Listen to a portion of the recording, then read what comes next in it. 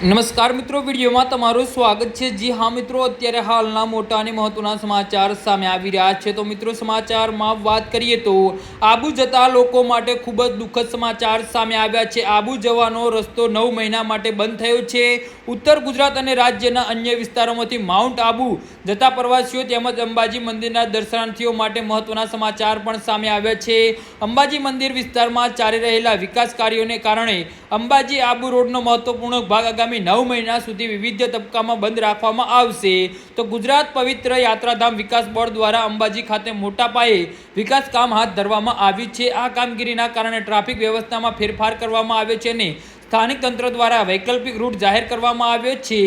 તો સ્થાનિક પોલીસ દ્વારા જાહેર કરાયેલા જાહેરનામા અનુસાર ડીકે ત્રિવેદી સર્કલથી ગબ્બર સર્કલ સુધીનો માર્ગ 25 મે 2026 થી 28 ફેબ્રુઆરી 2027 સુધી સવારે 7 વાગ્યાથી રાત્રે 10 વાગ્યા સુધી ભારે વાહનો માટે બંધ રહેશે।